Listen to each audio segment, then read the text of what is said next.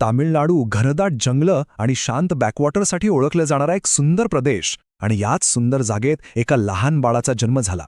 खरं तर हा जन्म आयुष्याचं प्रतीक असायला हवा होता, पण तो ठरला एका भयंकर रहस्याची सुरुवात. आणि त्यामागचं संपूर्ण सत्य फक्त एका मोबाईल फोनमध्ये कैद झालं होतं. मग प्रश्न उभा राहतो की हे सगळं घडलं कसं?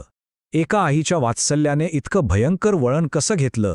ही गोष्ट आपल्याला याच प्रश्नाच्या मुळाशी घेऊन जाते.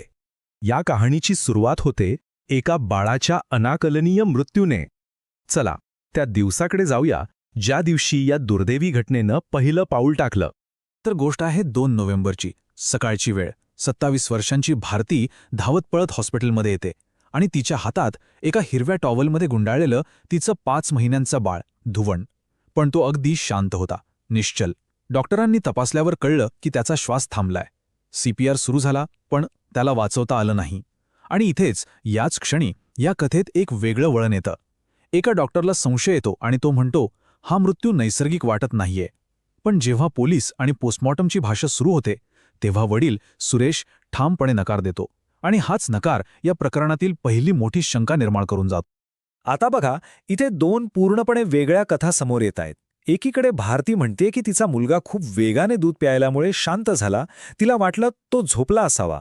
पण दुसरीकडे डॉक्टरांच्या अनुभवाला काहीतरी वेगळंच जाणवत होतं. त्यांना हा मृत्यू नैसर्गिक वाटतच नव्हता. एका आईची साधी वाटणारी कहाणी आणि डॉक्टरांचा गंभीर संशय, यामुळे हे प्रकरण आणखीनच गूढ बनत गेलं. आता या कथेचा केंद्रबिंदू बनतो तो बाळाचा वडील सुरेश. मुलाच्या दफनविधीनंतर काहीतरी असं घडतं जे त्याच्या मनात पत्नीबद्दल संशयाचं पहिलं बीज रोपतं. विचार करा, नुकतंच ज्या आईने आपला मुलगा गमावला आहे, ती काही दिवसांनी शेजारच्या एका बंद घरातून मोठ्याने हसताना आढळते. सुरेशसाठी हा एक प्रचंड मोठा धक्का होता.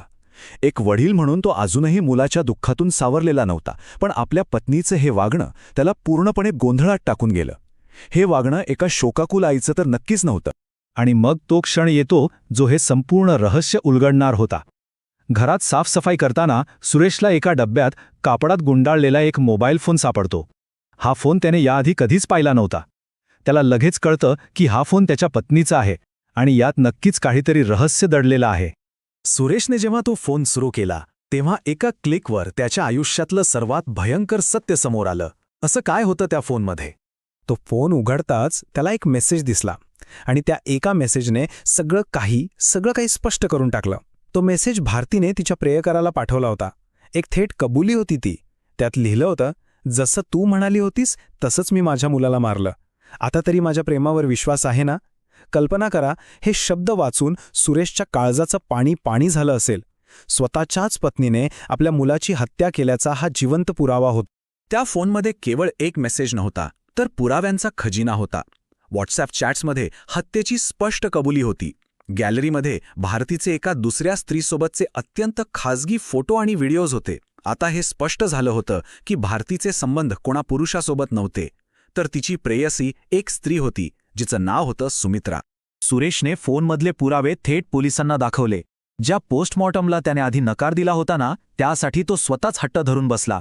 अखेर कबरीतून बाळाचा मृतदेह बाहेर काढण्यात आला आणि शवविच्छेदन झालं. रिपोर्टने सगळं काही स्पष्ट केलं. मृत्यूचं कारण होतं गुदमरणे.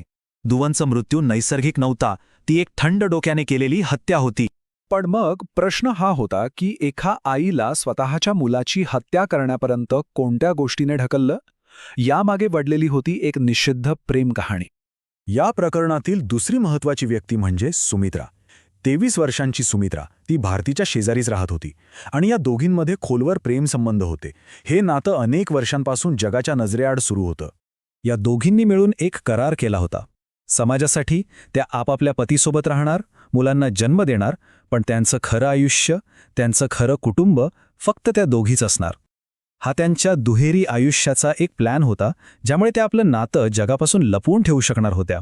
पण हळूहळू या गुप्त प्रेमाला एका धोकादायक वेड्याचं स्वरूप आलं आणि त्यातूनच एका भयंकर कटाचा जन्म झाला. जेव्हा धुवनचा जन्म झाला, तेव्हा भारतीचं आयुष्य पूर्णपणे बदलून गेलं. 2 मुली, एक नवजात बाळ, घर, नवरा या सगळ्या जबाबदाऱ्यांमध्ये ती अडकली. साहजिकच तिला सुमित्राला वेळ देता येईना आणि मग सुमित्राला वाटू लागलं की भारतीचं प्रेम कमी झालंय. ती आपल्याला विसरून गेली आहे. तिच्या मनात असुरक्षिततेची आणि मत्सराची भावना वाढू लागली. आणि मग एक दिवस सुमित्राने भारतीसमोर एक धक्कादायक अट ठेवली. तिने भारतीच्या प्रेमाची परीक्षा घेण्यासाठी एक भयंकर मागणी केली. जर तुझं खरंच माझ्यावर प्रेम असेल तर तुझ्या बाळाला मारून टाक.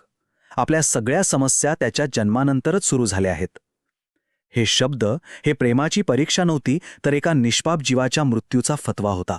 सुमित्राच्या या मागणीपुढे भारती झुकली आणि तिने आईच्या नात्याचा सर्वात मोठा विश्वासघात करण्याचं ठरवलं. हे कृत्य किती थंड डोक्याने केलं गेलं हे यावरूनच कळतं. भारती फक्त संधीची वाट पाहत होती. ज्या दिवशी तिचा नवरा आणि मुली खरेदीसाठी बाहेर गेले तेव्हा घरात एकटी असल्याचा फायदा घेऊन तिने स्वतःच्या 5 महिन्यांच्या मुलाचं नाक आणि तोंड दाबून त्याचा श्वास थांबवला. आणि त्यानंतर जसं काही घडलंच नाही अशा आविर्भावात ती हॉस्पिटलमध्ये गेली आणि बाळाचा श्वास अचानक थांबल्याचा बनाव केला. या घटनेतील सर्वात हृदयद्रावक गोष्ट म्हणजे सुरेशचं मुलावरील प्रेम. त्याला मुलगा व्हावा यासाठी त्याने अनेक नवस केले होते. त्याने आपल्या कुलदेवताला 1,00,000 रुपयांची मोठी रक्कम अर्पण करण्याचं वचन दिलं होतं. त्याच्यासारख्या सामान्य शेतकऱ्यांसाठी ही रक्कम खूप मोठी होती. ज्या मुलासाठी त्याने इतकी आस धरली होती त्याच मुलाला त्याच्या पत्नीने एका वेडापायी संपवून टाकलं.